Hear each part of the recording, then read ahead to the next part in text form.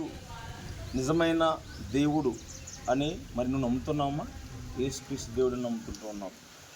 అదే రీతిగాను మరి యేసుక్రీస్తు దేవుడిని నమ్ముకున్న తర్వాత నీ యొక్క జీవితంలో ఒకవేళ శ్రమలు కానీ, శోధనలు కానీ, ఇరుకులు కానీ, ఇబ్బందులు కానీ వచ్చినప్పుడు దేవుని యొక్క మందిరంను విడిచిపెట్టకుండా ప్రతి ఆదివారం, శుక్రవారం, శనివారం కృతజ్ఞత కూడికలు జరుగుతుంటున్నప్పుడు కూడికలు అన్నింటిలో కూడా నువ్వు పాలు పంపులు పొందుతూ నీవు నీ భార్య కూడా మరి నీ జీవితాంతం వరకు కూడా దేవుని యొక్క సహవాసంలో పాలు పంపులు పొందుతావమ్మా?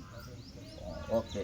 అదే రీతిగాను మరి నువ్వు ఇచ్చిన సాక్ష్యాన్ని బట్టి మరి నువ్వు యేసుక్రీస్తు దేవుడు అని నువ్వు నమ్ముతున్న సాక్ష్యాన్ని బట్టి మరి నాకు ఇచ్చిన అధికారాన్ని బట్టి నీ బాప్తిస్మం ఇస్తున్నాను. నువ్వు కింద మునిగిపోయినా ఓకే, కూర్చుంటే సరిపోతుంది. ఓకే.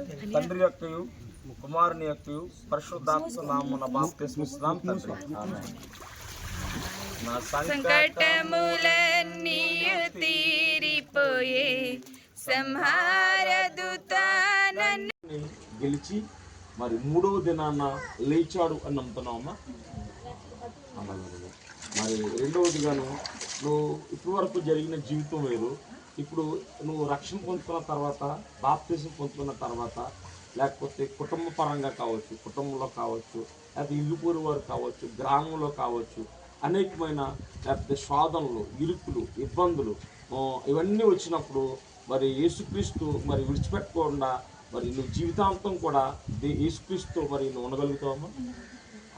అదే రీతిగాను మరి నువ్వు ఇచ్చిన సాక్ష్యాన్ని బట్టి, నాకు ఇచ్చిన అధికారాన్ని బట్టి, నజరేయుడైన యేసుక్రీస్తుని బట్టి బాప్తిస్మం ఇస్తున్నాను.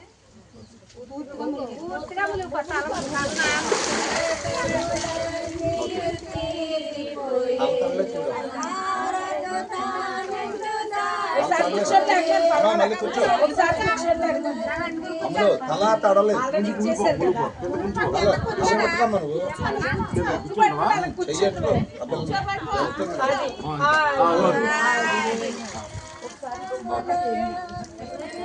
జాగ్రత్తగా తీసుకెళ్ళి